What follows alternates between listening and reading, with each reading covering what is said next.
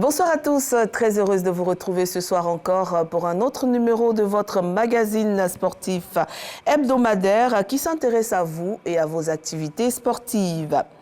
Au menu ce soir, retour sur les matchs amicaux des éléphants de Côte d'Ivoire. Que retenir de ces deux sorties de Gassé et son groupe, les éléphants aux deux visages, une analyse à suivre. La 9e journée de la Ligue 1 sera au programme de cette émission. L'IS de Sassandra, le CO Korogo et le RCA se sont réveillés et se sont fait remarquer ce week-end. La seconde partie de notre soirée, c'est le MAG qui s'intéresse aujourd'hui au football féminin avec l'Atlético, leader du championnat et qui se prépare pour la Ligue des champions africaine de sa catégorie. Henri-Joël Niolou est avec nous ce soir. Bonsoir Henri-Joël. Bonsoir Cathy. Très heureuse de vous retrouver, ça fait un bon moment. Ça fait un bon moment. Ben oui. Et vous, on est ensemble tous les lundis. Salif Ouattara, bonsoir. Bonsoir Madame Kodo. Merci. Alors que nous allons aborder les matchs amicaux des éléphants dans quelques instants, nous avons une pensée pieuse pour celui-là même qui a brillamment tenu les rênes de notre fédération de football de 2011 à 2020. C'est avec lui, rappelez-vous, que la Côte d'Ivoire a accroché sa deuxième médaille sur le maillot ivoire. Aujourd'hui, cela fait 2 ans, jour pour jour, qu'il nous a dévancé auprès du Père. Que son âme repose en paix. Nous parlons évidemment et bien sûr de Augustin Sidi Diallo. Paix à son âme. Les éléphants footballeurs étaient face au Burundi mercredi dernier, puis face au Burkina Faso samedi. Gassé et son groupe ont montré deux visages, c'est le moins qu'on puisse dire. L'un des visages était reluisant. 4-0 contre le Burundi et une défaite 2-1 devant le Burkina Faso. Un autre visage, le Burkina Faso qui n'avait plus gagné la Côte d'Ivoire depuis le 27 décembre 1997. C'était à Ouagadougou en match amical. Les éléphants aux deux visages, c'est une analyse signée Seydou Koulibaly et dite par Aude Alégbé. Les éléphants de Côte d'Ivoire en 2 matchs ont présenté 2 copies totalement différentes. Mercredi dernier, face au Burundi, la troupe de Jean-Louis Gassé s'est montrée appliquée et disciplinée tactiquement dans le jeu, tout en étant tranchante dans la finition avec 4 réalisations. Une copie propre, surtout qu'elle n'a pas encaissé son fameux but de fin de match auquel elle nous avait habitués. Certes, le Burundi n'est pas une foudre de guerre, mais les éléphants ont su éviter le piège de la formation qui installe le bus devant les buts avec 5 défenseurs nominaux et 4 milieux de terrain à vocation défensive. Max Gradel à gauche et Kwasi Evra à droite, par leur force de percussion sur les ailes et la puissance des 2 attaquants centraux que sont Jean-Philippe Crasso et Fofana Datro, ont vite fait de sauter le bunker burundais et rendre facile le match aux Ivoiriens. Une partie à sens unique. 3 jours plus tard, sur la même pelouse du grand stade de Marrakech, nos chers éléphants sont face aux étalons du Burkina Faso. Un adversaire d'un autre calibre. Une opposition et une approche de match différente de celle des tendres burundais. Le Burkina Faso, sans peur de l'ogre ivoirien, a présenté une équipe à vocation offensive avec un Bertrand Traoré percutant dans le couloir droit et les milieux pressants haut les éléphants. Un adversaire venu chercher un résultat face aux Ivoiriens qu'il n'avait jamais battus. Jean-Louis Gassé a aligné un 11 totalement remanié avec 7 nouveaux joueurs dont Wilfried Zaha, Serge Aurier, Nicolas Pépé et autres. Sans véritable percussion en attaque, les éléphants se montrent fébriles en défense tout en se faisant bouffer dans les duels de l'entrejeu. L'expérimental charnière centrale d'Élie Simon, Jean-Philippe Bagmé et les multiples rétropasses de Serge Miquel au milieu de terrain permettent aux Burkinabés d'être plus présents dans le jeu et de mieux presser haut les éléphants.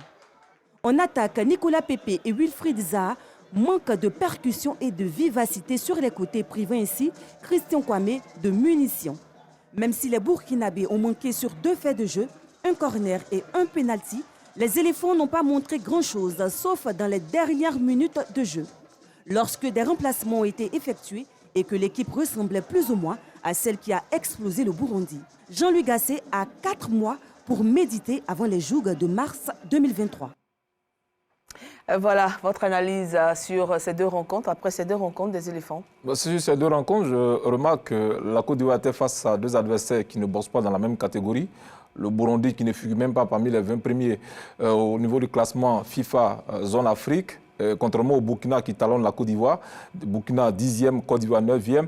Et quand on connaît aujourd'hui, j'allais dire, la progression de ce groupe burkinabé, nous ne sommes pas surpris de cette réaction burkinabé face à la Côte d'Ivoire. Ce que nous pouvons également noter, c'est qu'il y a eu un mauvais casting pour moi dès le départ dans ce match qui a opposé la Côte d'Ivoire au Burkina Faso, parce que juste après les remplacements qui ont été faits, on a vu une équipe un peu plus dynamique de la Côte d'Ivoire. Pour moi, il y a eu un mauvais casting dès le départ, ce qui a expliqué cette contre-performance des éléphants. Le réel casting qu'on a connu, c'est celui face au Burkina Faso. Je pense qu'on a eu le temps de voir réellement que vaut cette équipe ivoirienne, quelles sont les capacités, quelle est la technicité, quelle est la compétence en face.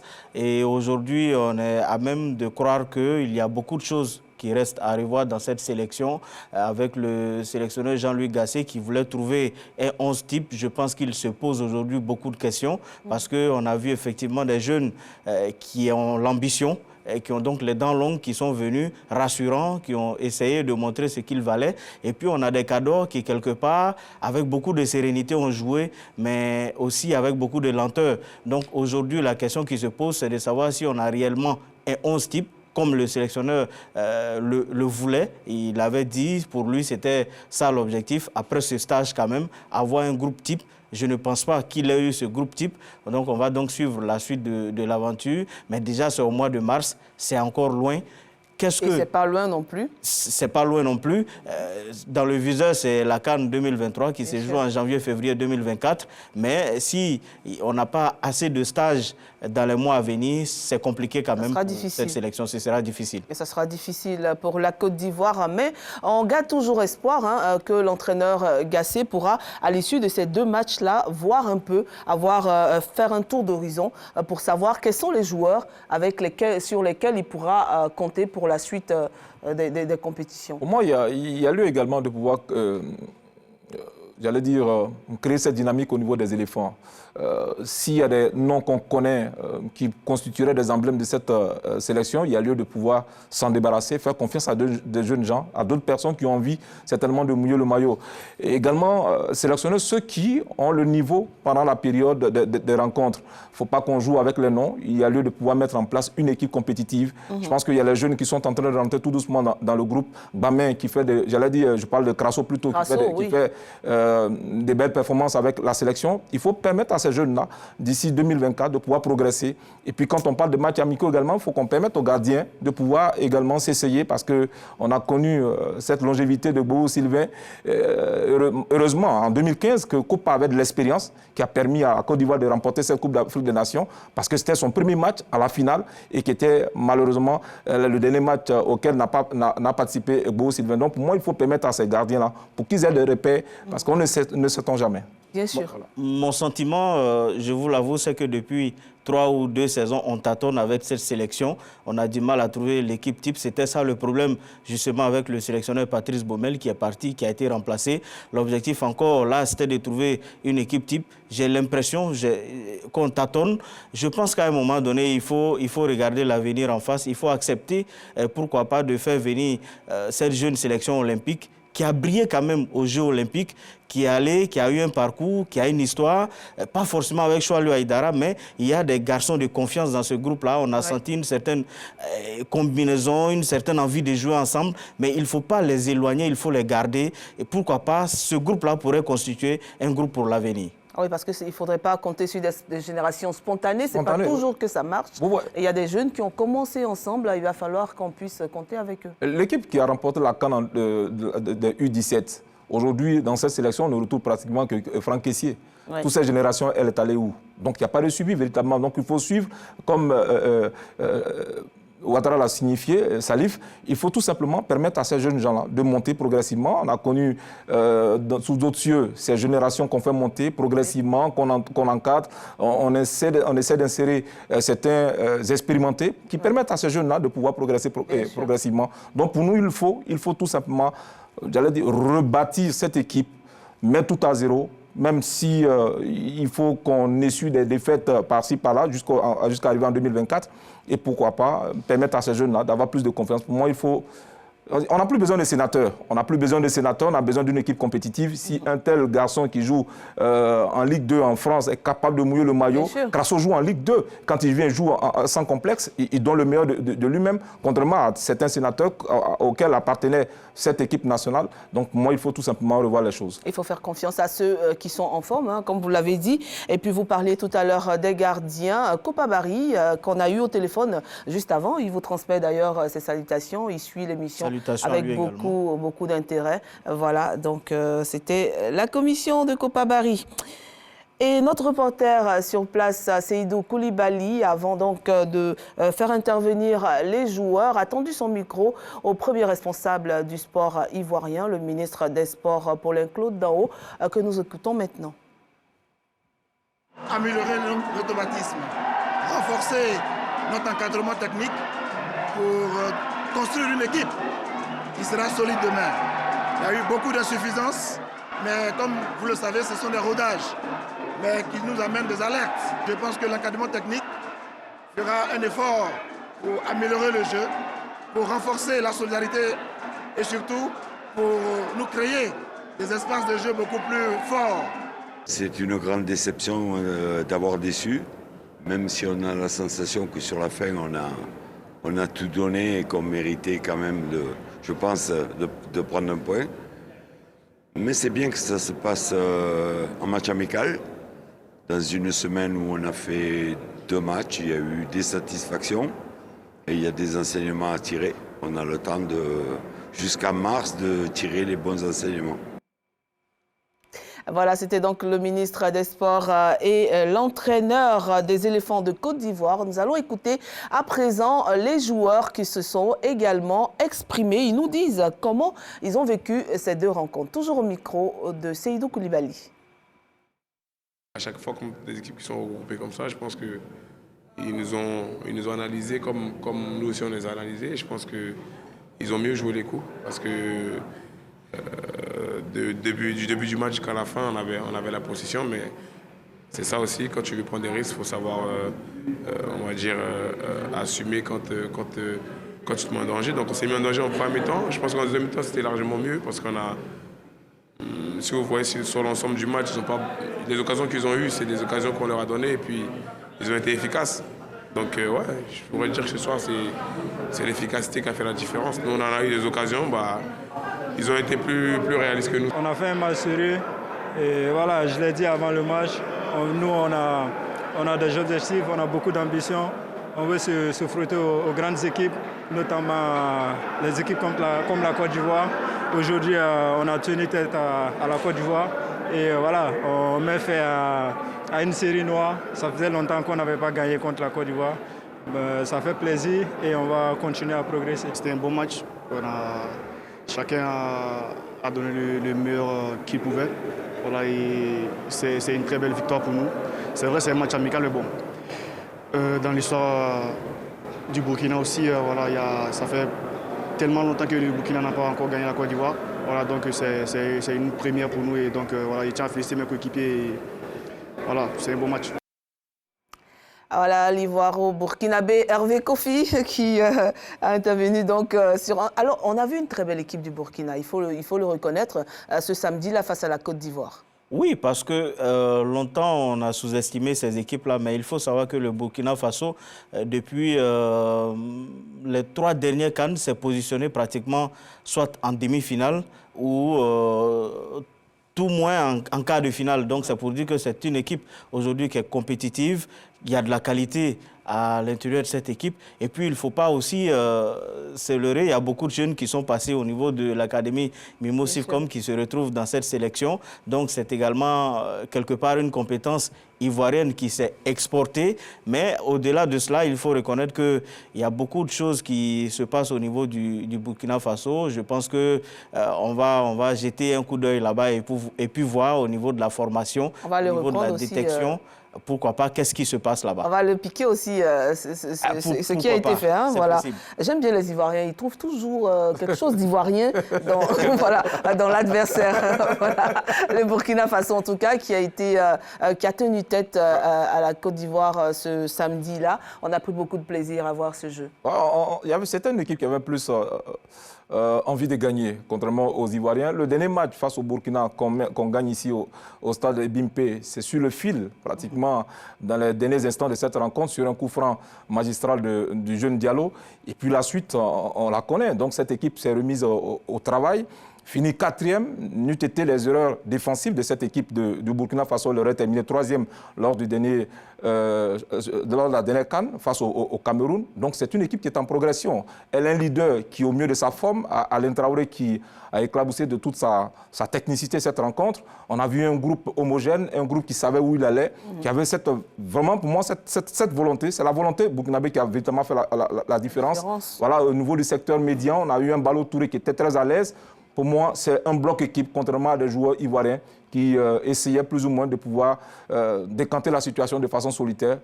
Une équipe face à des éléphants.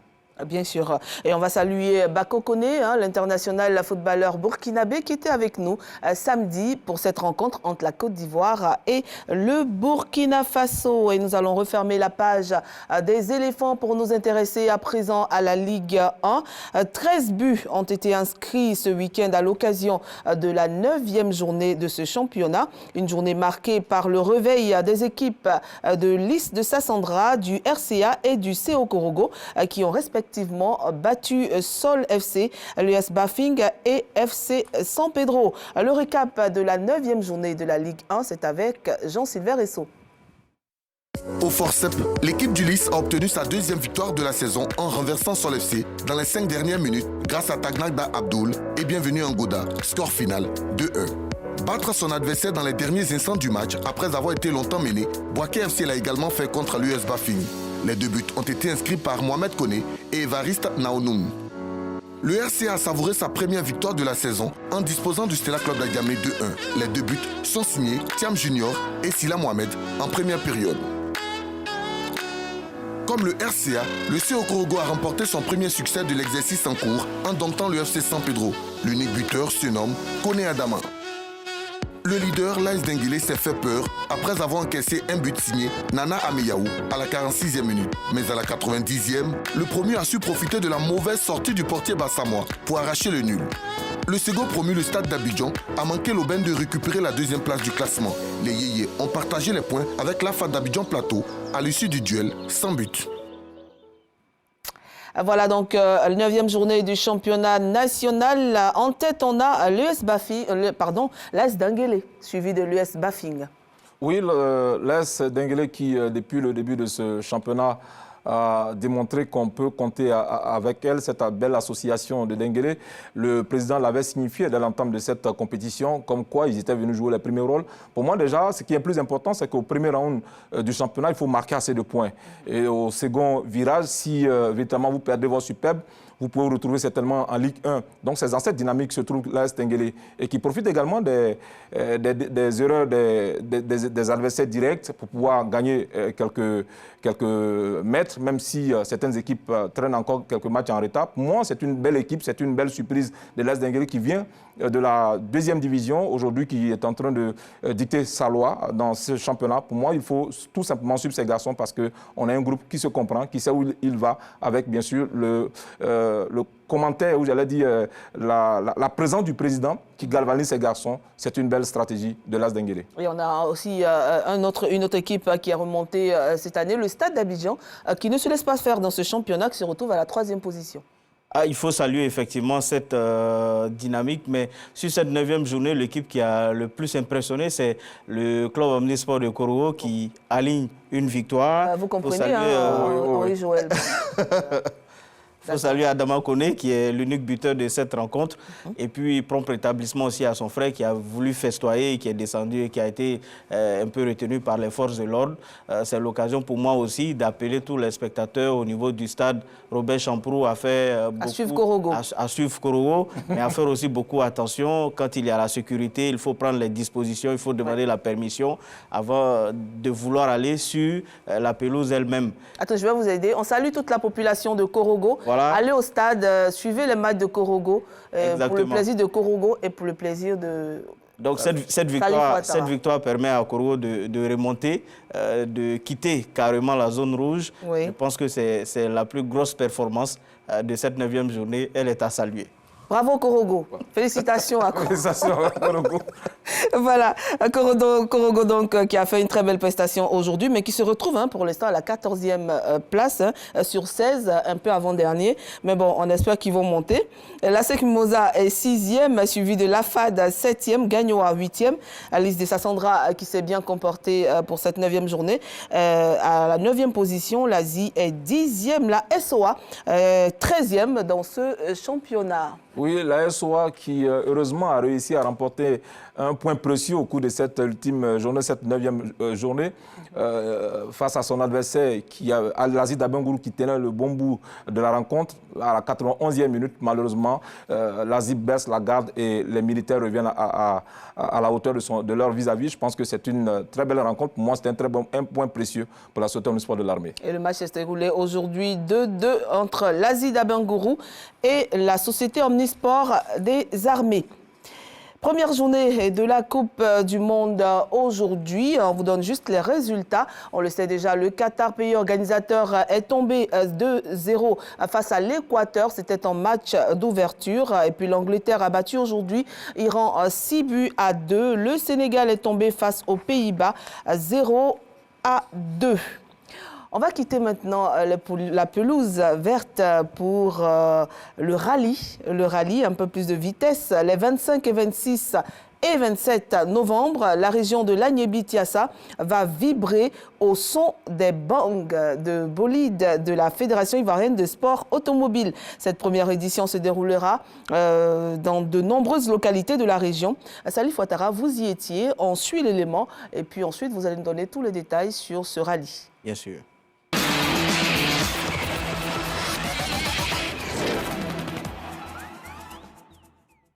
Les 25, 26 et 27 novembre 2022, la région de l'Agnébi-Tiassa va accueillir le rallye, une compétition dénommée l'Agnébi-Tiassa Rallye, première édition, parrainée par le Conseil régional. Sur un circuit global de 254 km, l'Agnébi-Tiassa Rallye 2022 sera lancé à Sikinsi avant d'atteindre les villes de Rubino et Agboville. Un circuit de nuit secourra pour la vingtaine d'équipages annoncés entre 19h et minuit dans la nuit du samedi 26 novembre 2022. Je remercie vraiment toutes les délégations qui ont pris leur temps pour être à cette cérémonie, vivre le département de Sikinsi, pour ne pas dire que d'abord la région d'Agnébi-Tiassa. 4 ambulances, 60 gendarmes et une trentaine de policiers ont été mobilisés pour gérer l'aspect sanitaire et sécuritaire de cette course, dont l'Agnébi-Tiassa veut maximiser pour présenter ses atouts touristiques. Voilà, donc c'était le rallye, ça se déroulera dans l'Agnébi et donc on nous dit que c'est un rallye nocturne. Expliquez-nous un peu. Alors la Fédération ivoirienne des sports automobiles sera à la dernière manche de son championnat saison 2022. L'objectif ici, c'est de faire comme à Bongouanou, un rallye nocturne, c'est donc un rallye de nuit. Les grosses lampes des différents bolides vont donc sortir. Qu'est-ce qui va se passer? De 19h à minuit, il y aura donc une course de nuit dans les localités de Rubino, Agboville et tout. Ces différentes plantations-là seront visitées par la quinzaine de véhicules qui sera sur ces différents circuits. L'objectif, c'est de sortir un peu de ce qui se fait de façon traditionnelle en Côte d'Ivoire depuis quelques années et puis montrer qu'on peut aussi organiser des compétitions de nuit au niveau de nos sports mécaniques. Les SSV l'ont fait à Gagnoa. Cette fois-ci, ce sont les 4 roues et les 2 roues motrices qui vont s'y essayer comme ça a été déjà le cas au niveau de Bongouanou. Et bien sûr, vous serez dans l'Agnébi pour nous donner plus d'informations pour ce rallye nocturne. On essaiera en tout cas de voir tout ce qui a été mis là-bas en place, les différents obstacles sur les circuits, et puis aussi voir la politique sportive que mène le conseil régional qui a vraiment mis la main dans cette compétition-là et puis qui veut en tout cas donner un dynamisme sportif à la région. Et donc, l'Agnébi attendait impatiemment Salif Ouattara qui sera parti du 24 novembre pour justement ce rallye, mais aussi pour voir la politique sportive de la région. Après une saison riche en rebondissements, le championnat SSV s'est achevé la semaine dernière à Gagnoa. Une saison pleine d'innovations sur laquelle revient dans cette interview Farid Assaf, qui est le président de l'association SSV de Côte d'Ivoire. Il est au micro de Salif Ouattara. De mars à novembre, le club a organisé 6 courses. On était à Signy, on était à Boisseau, à Dabou, à Yamsokro, à Grand Bassam et on a terminé notre saison à Gagnoa. En tant que président de l'association SSV Côte d'Ivoire, je suis heureux qu'on soit arrivé au terme de cette saison avec toutes les innovations et tout le plan qu'on avait désiré mettre en place. Mon équipe et moi-même, on a pu le faire. C'est une grande satisfaction. Gagnoa a été l'apothéose de la saison puisque tout avait été mis en place et tout fonctionnait correctement. On a pu mettre à l'échelle ce live timing. C'est-à-dire que dès qu'un SSV sortait d'une spéciale, de façon automatique, le temps a été remonté au PC et partagé sur nos plateformes. Donc un équipage, depuis son téléphone portable, pouvait avoir son temps, ajuster sa stratégie, et le spectateur qui était chez lui à la maison ou ailleurs en tout cas que Gagnoa pouvait, depuis son ordinateur ou son téléphone, suivre la course aisément. On a pu continuer à performer avec les balises GPS. On avait fait des tests à Dabou sur quelques SSV. On a fait un test grandeur nature au mois de septembre à Yamoussoukro. À Gagnoa, aujourd'hui, c'est une réalité. Les sondes GPS sont des indicateurs très importants. Dans notre calendrier, on a pu découvrir pour certains endroits grâce à la course. On essaiera d'y retourner. Yamoussoukro a été par exemple très apprécié. C'était dans notre carte géographique un nouveau lieu pour l'organisation. Et on va essayer par exemple de le renouveler. On va essayer aussi d'accentuer quelque chose que l'on n'a pas fait jusque-là. La formation au niveau du pilotage, mais surtout du copilotage. Ça va être une saison de confirmation. Une saison que vous avez suivie de bout en bout. D'Assini à Bassam en passant par Yamoussoukro et Gagnoa, les SSV en tout cas ont essayé de moderniser un peu ce qui se faisait ici au niveau du contrôle, de l'assistance et de l'arbitrage. Alors, techniquement, comment cela se passe? Ce sont des balises GPS qui sont installées et qui permettent aux différents commissaires de course de suivre en temps réel la progression des différents équipages, ce qui a permis de ne pas avoir de disputes sur les différents résultats. Et Gary Schoen a fini en tête de ce championnat avec son fidèle copilote Romain Comas. Au niveau de Gagnoa, cette dernière course de nuit, ils ont encore brillé en finissant en tête de classement. Il faut saluer ces différentes innovations, d'autant plus que le président de l'association est parti à Abu Dhabi pour la dernière course de Formule 1, voir un peu là-bas aussi qu'est-ce qui se fait en termes d'innovation et puis pouvoir apporter ça ici la saison prochaine. Et la saison prochaine, nous allons pouvoir inscrire Henri Joël, tout à l'heure, qui le disait en off. Vous serez son copilote. Ok, d'accord. On va vous suivre particulièrement. Je vous invite à présent, après le moteur, à prendre un bol d'air avec la seconde édition de la Rando Verte Abidjan 2022 qui a été remportée par par la Ligue de Yopougon et la Gendarmerie nationale de Côte d'Ivoire. Cette compétition de la Fédération ivoirienne de randonnée pédestre et du bien-être pour tous, FIRAP, a été organisée au sein du parc national du Banco. Elle s'est déroulée samedi dernier. Oda Legbe. Au niveau scolaire, la Ligue de Yopougon s'est imposée avec un chrono de 50 minutes 5 secondes sur les 20 km, quand les corps constitués de la Gendarmerie nationale de Côte d'Ivoire arrivent en tête en 3 heures 4 minutes 21 secondes. Un succès qui s'est dessiné pour les deux équipes grâce à leur maîtrise et leur endurance sur les pistes du parc national du Banco. J'ai été impressionné par la motivation de ceux qui étaient là. Ils ont très bien compris les différences entre le sport pour tous, le sport actif, et la randonnée pédestre, qui est une randonnée découverte, une activité de tourisme, et le besoin qu'il y avait à développer ça au niveau de la Côte d'Ivoire.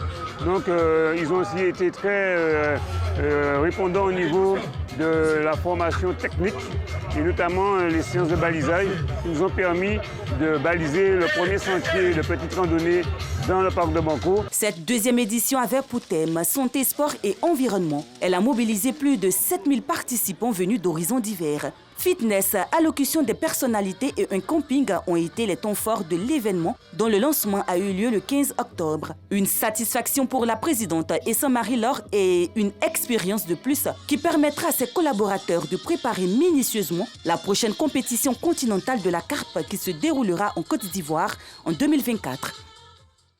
Une compétition très populaire. Je vous invite en tout cas à prendre part à ces différentes activités de la Fédération de randonnée pédestre. Motricité, agilité et concentration étaient au rendez-vous de la deuxième cérémonie de passage de grade de la Fédération ivoirienne de Kung Fu Shaolin Kempo. 40 candidats ont été déclarés admis sur les 60 qui se sont présentés. Un bilan satisfaisant, nous dit Jean-Sylvain Ressot. De la ceinture blanche à la ceinture noire, les candidats étaient concentrés. Nous sommes à la deuxième cérémonie de passage de ceinture 2022 de la Fédération ivoirienne de Kung Fu Shaolin Kempo. Motricité, agilité et concentration étaient au rendez-vous. Au terme de cette journée instructive et riche en enseignements, ce sont 40 impétrants sur environ 60 qui ont réussi à passer au cap suivant. Le club Dragon d'Abobo Dokui s'est le mieux illustré avec un résultat sans faute pour avoir présenté une dizaine de candidats. Une dizaine de clubs affiliés venus de différentes régions du pays ont pris part à cette deuxième session nationale d'examen de ceinture. Rendez-vous est pris pour l'année prochaine pour une autre cérémonie de passage de ceinture.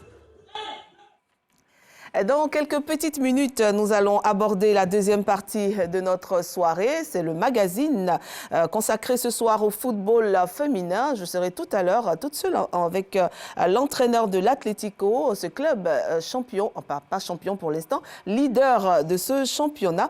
Donc messieurs, je vais vous dire au revoir. Merci d'être restés en notre compagnie. Merci à vous. Programme chargé pour ce Agnebi Tiassa, Rally. D'accord. Et vous? Ligue 1. D'accord. Et également le football féminin. Et le football féminin, justement, nous allons parler largement du football féminin dans quelques petites minutes. Je vais vous accompagner avec les informations à l'international.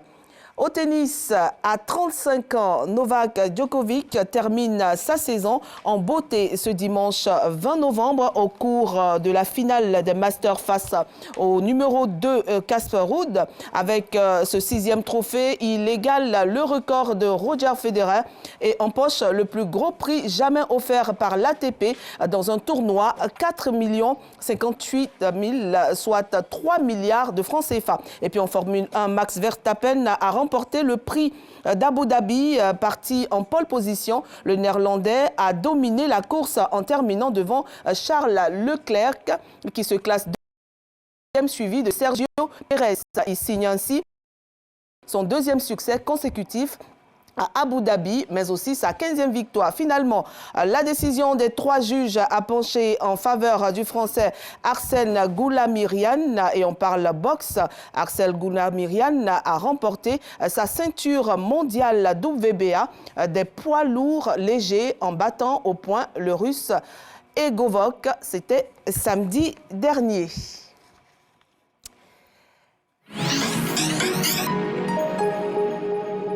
Sport. Il est 21h à Yaoundé, partout en Côte d'Ivoire. Mesdames, Messieurs, bonsoir Chez vous. Troisième mi-temps. Retrouvez votre émission de débat sportif sur RTI2 tous les mercredis à partir de 21h.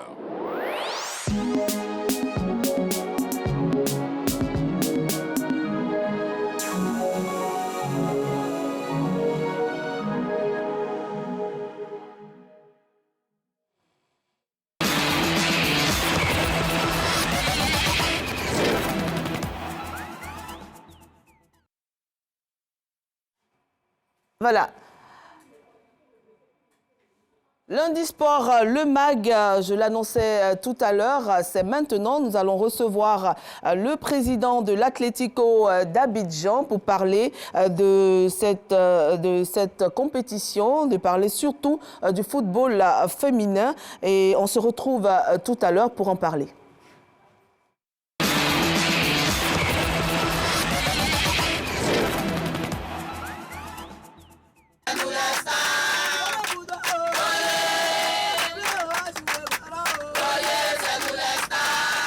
Ambiance de joie dans le cas des joueuses de l'Atlético qui se dirigent ce mercredi matin au village de Bimpe pour la séance d'entraînement. Une séance qui s'annonce corsée sous la houlette du coach Blain Dominique, toujours en quête de la perfection. On est leader, on est l'équipe à battre. Acceptez de souffrir parce que toutes les équipes veulent vous gagner. On vous demande de vous sublimer, de redoubler d'efforts dans le travail. C'est seul le travail qui paye. L'équipe compte dans ses rangs 9 joueuses étrangères, dont la Nigériane Joss Sandy, qui fait office de capitaine. On a quitté là-bas pour venir dans le même objectif. On est venu pour jouer, on a gagné l'année passée, saison passée. Maintenant, on est là encore pour gagner, pour prendre le deuxième championnat encore. Dans ce magnifique groupe homogène, 3 joueuses se sont déjà fait un nom dans le championnat. Je suis la Zidane de l'équipe. Pourquoi la Zidane de l'équipe? Parce que je suis plus dans le contrôle du ball, les dribbles, les dernières passes, les buts. J'ai décidé de venir à l'Atlético parce que je pense que les dirigeants sont concrets. Ils m'ont fait une proposition, on a échangé longuement et j'ai vu que la proposition était bonne. C'est pour cela que j'ai décidé de venir. Ça a été toujours un nouveau défi pour moi. Quel que soit le club où je m'intègre, quel que soit le club où je vais, il faut toujours relever un défi. D'abord, tu te fixes un objectif toi-même et puis tu te fais plaisir toi-même et fais plaisir au peuple. Si les Lions d'Abidjan sont devenus en si peu de temps les nouvelles reines du football féminin ivoirien, c'est surtout grâce à ce jeune président de club. À 31 ans, Abdoul Fattaï a les dents longues. C'est la passion qui m'a amené pour créer l'équipe de football. On a fait effort au moins pour dépasser le SMIC des Ivoiriens, pour que les joueuses soient en l'aise. Le minimum de salaire, c'est 60 000. Nos budgets, la saison passée, c'était à 20 millions, mais cette année, nous avons un budget de 50 millions. On va utiliser cette occasion pour les dire, Atlético Football Club, c'est une équipe qui se forme comme en famille. S'ils peuvent nous aider, les filles qui savent jouer ballon, pour nous faire confiance, on les attend. Depuis 2011, aucune équipe n'a réussi à battre les Lions d'Abidjan. Une invincibilité que les championnes de Côte d'Ivoire sont déterminées à conserver. En 6 journées de championnat, elles n'ont concédé aucun point à leurs adversaires. Une performance qu'elles doivent sur le terrain à leur fer de lance, Priscille Créteau, meilleure buteuse, avec 13 réalisations. L'objectif, c'est de terminer encore, meilleure buteuse encore, par la grâce de Dieu, aller montrer mon talent à l'extérieur du pays aussi. Pour sa première participation à la Ligue des champions CAF, l'Atlético veut se frayer un chemin jusqu'au trône. Une performance qui nécessitera plus de moyens financiers et de soutien des dirigeants du football ivoirien. Condition sine qua non d'une campagne africaine réussie. Et comme annoncé, nous recevons l'invité de ce soir, Blain Dominique. Bonsoir. Oui, bonsoir. Et avec vous, nous allons parler du football féminin ivoirien, mais aussi de votre club et bien sûr de la préparation que vous faites pour la Ligue des champions qui va se tenir très bientôt. Alors, dites-nous déjà, racontez-nous votre club, d'où vous venez et comment s'est constitué ce club. Bon, ok. À l'origine, Atlético Football Club d'Abidjan est un club mix. On a commencé avec les garçons en 2015 déjà. Le 29 décembre 2017, on a pu avoir l'agrément pour exercer en tant que club. Bon, mais on n'avait même pas encore joué le championnat des districts quand le président de son voyage est sur l'Europe. Il vient nous dire qu'on va former une équipe féminine. Je dis, ah mais comment ça? On n'a même pas encore commencé pour jouer le championnat des districts et tu reviens encore avec le football féminin. Il dit non, que si on a des ambitions, il faut faire un club féminin. Alors, il fallait former, il fallait recruter. Et en juin 2018, on a pu avoir notre agrément pour jouer le championnat féminin. Et jusqu'à là, la première année, c'est-à-dire de 2018 à 2019, nous avons joué le championnat des D2, où on a été leader. On a joué 10 matchs, on a fait 10 victoires. Et bon, le second, c'était le championnat 2019-2020, mais malheureusement, il y a eu le Covid. Oui. Donc, il fallait arrêter le championnat. Nous sommes revenus en 2020-2021. C'était la première année en première division. C'était une réalité, une autre réalité. On n'a même pas accédé au carré d'as, parce que là, c'était en 2 poules. On était dans une poule de la mort où il y avait Juventus, j'avais Inter, ils nous ont écrasés. On a replié, on est revenu encore plus fort en 2021-2022. Oui. Là, on n'a pas fait de défaites. On a fait 18 matchs, on a gagné 16 victoires, on a fait 16 victoires et 2 matchs nuls.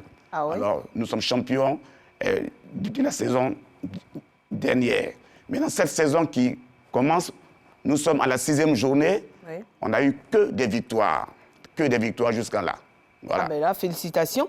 Justement, comment vous arrivez à gérer cette équipe, déjà du recrutement jusqu'à maintenir l'équipe avec des matchs sans défaite? Comment vous arrivez à gérer ce groupe-là? Surtout la discipline et le travail. Quand on a une bonne discipline et le travail, parce que si, par exemple, tu dois t'absenter, il faut prévenir. Si tu ne préviens pas, tu peux avoir des problèmes parce que où on parle d'indemnité à Atlético, on parle des salaires. D'accord. Les salaires peuvent varier. Et même avec le football féminin, vous avez déjà des salaires au niveau avec les filles? Oui, chez nous, à Atlético, on a des salaires qui varient. On peut avoir le montant? Ça varie pour les stagiaires entre 40 et pour les professionnels, si je peux m'exprimer ainsi, à 100 000 et quelques.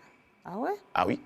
D'accord, mais c'est déjà bien hein, avec le football féminin, là où certains même au niveau du football masculin ont du mal à avoir cela. Alors aujourd'hui, quelles sont vos ambitions?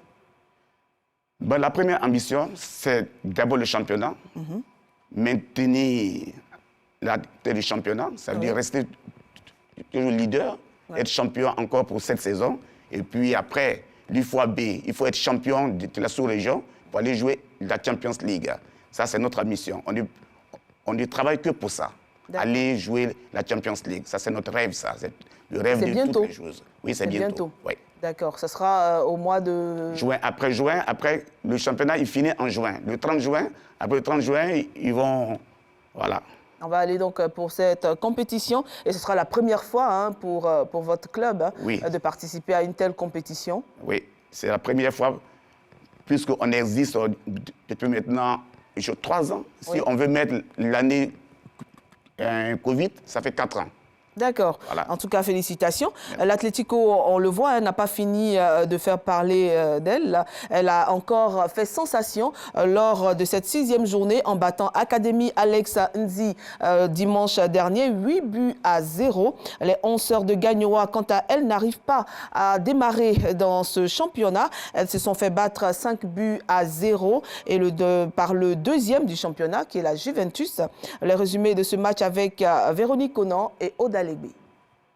Le chemin de croix se poursuit pour l'équipe des 11 sœurs de Gagnoa en jaune qui défiait la 2e meilleure équipe du championnat, la Juventus de Yopougon. Le duo explosif Agbo Espérance Diallo Ami offre le premier but à la Juventus après 7 minutes de jeu. Dominatrice, Diallo Ami réussit son doublé à la 49e minute. 3 minutes plus tard, Agbo Espérance contrôle la situation et marque le 3e but. Eléi Onge s'invite dans la danse à la 70e minute en inscrivant le 4e but de la Juventus.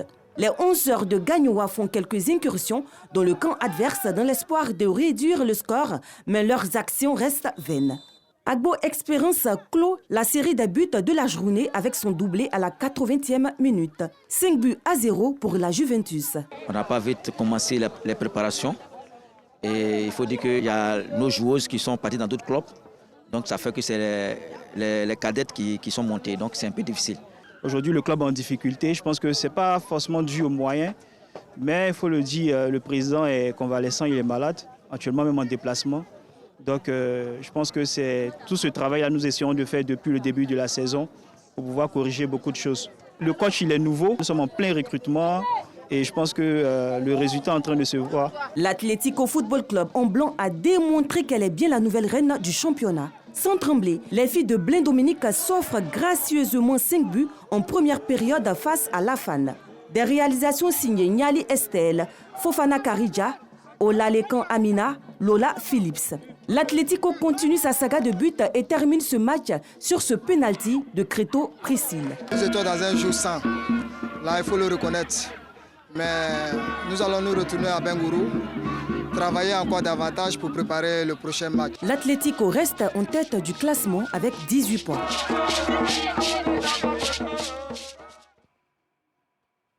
Voilà, à présent, nous allons avoir quelques résultats avant que vous ne réagissiez justement sur ce championnat à l'étape de la 6e journée. L'Africa Sport d'Abidjan qui a fait match nul avec Ange FC.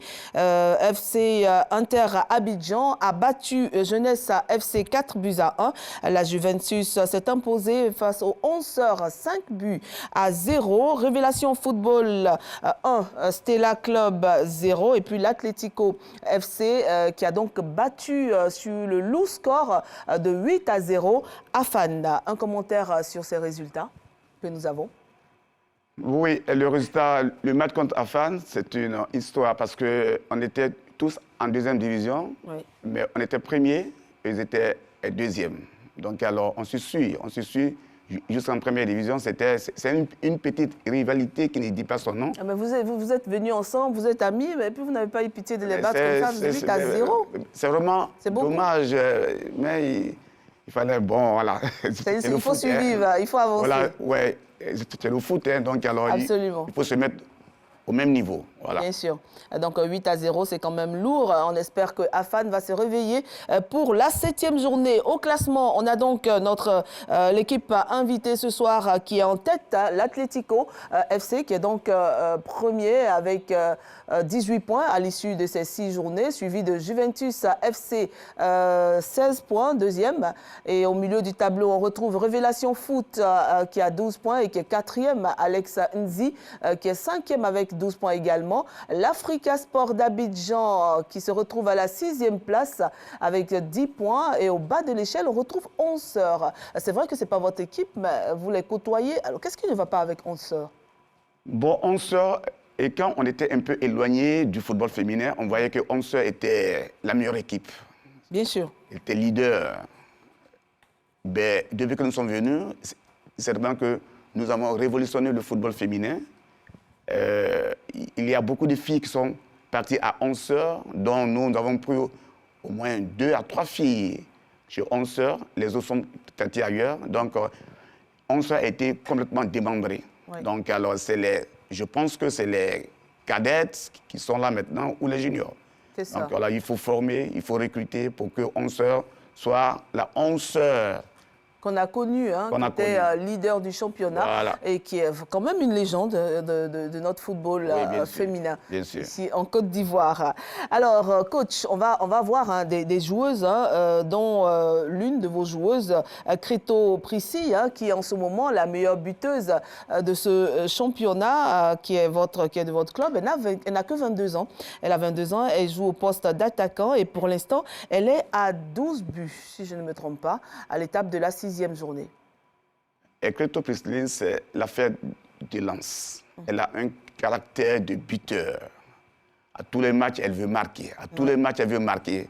Selon le système de jeu, ça permet à Créto Priscille de marquer beaucoup de buts parce qu'on joue pour elle.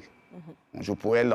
Elle est vraiment très épanouie. Depuis qu'elle est là, même la saison dernière, elle était la meilleure buteuse. Hein. Mais elle avait, je crois, 38 buts. Oui. Et puis cette année, je crois que c'est 12 buts elle a. Pour l'instant? Oui, pour l'instant. Oui. Mais pour ce match contre Nzi, elle n'était pas très en forme. Elle était un peu malade. On veut la faire sortir, mais elle adore le foot, voilà. Donc elle a tenu à jouer, elle a tenu à aller jusqu'au bout. Et en tout cas, pour l'instant, elle se comporte très bien dans ce championnat. Et puis en face, on a l'Africa Sport d'Abidjan, où une joueuse du nom de Akebie Abrogwa est deuxième meilleure buteuse avec 11 buts. Et c'est une fille aussi que vous côtoyez au fil des championnats. Un mot sur elle?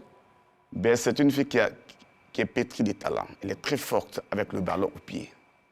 Et ça fait maintenant la 4e saison, elle joue le championnat. Donc, on connaît maintenant son jeu. Toutes les équipes contre qui elle joue, on se prépare en fonction. C'est ça. Donc, alors, voilà, elle est très forte. Elle est très forte. Elle est très forte. Vous parlez tel que vous parlez. Est-ce que vous n'allez pas essayer de la prendre? Non, chez nous, Atlético Football Club, on ne procède pas comme ça. D'accord. Quand on veut prendre une joueuse, on fait un courrier en bonne uniforme à la direction.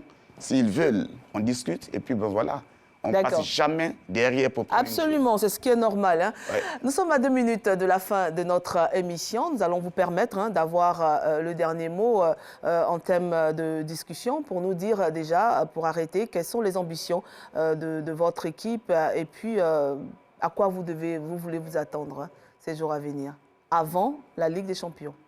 Les ambitions réelles, maintenant, c'est être champion, c'est de conserver son titre. D'accord. Et puis aller jouer l'UFOA B. Vous avez un appel aussi? Vous avez un appel à lancer? Oui, bien sûr. Rapidement. Les remerciements parce que c'est une équipe qui travaille. D'accord. Le directeur technique, M. Tro, félicitations à lui. La secrétaire, Anna Tiembi. Et les 2 entraîneurs, Diego et puis Martial. Et surtout le président qui est à l'écoute de l'équipe. Qui est à l'écoute de toutes les joueuses. Il se bat lui-même. Il fut un ancien joueur de Bounan. C'est ça. Voilà, c'est un fanatique du football. Donc alors, il ne respire que football. Absolument. Et ça se voit avec tous les moyens qu'il met dans le football féminin, dans cette équipe d'Atlético, qui, on l'espère, va bien représenter la Côte d'Ivoire pour cette Ligue des Champions. Merci beaucoup d'être resté en notre compagnie, M. Blin. Merci à vous également, chers téléspectateurs. Vous avez rendez-vous mercredi à partir de 21h sur RTI 2 avec Sébastien Wonien Ayoua pour 3e mi-temps. Et puis, par la grâce de Dieu, vous retrouverez notre Samuel Metch lundi prochain pour une autre émission de Lundi Sport. Quant à moi, je vous dis à très bientôt par la grâce de Dieu et d'ici là, portez-vous bien et que Dieu vous garde. Au revoir.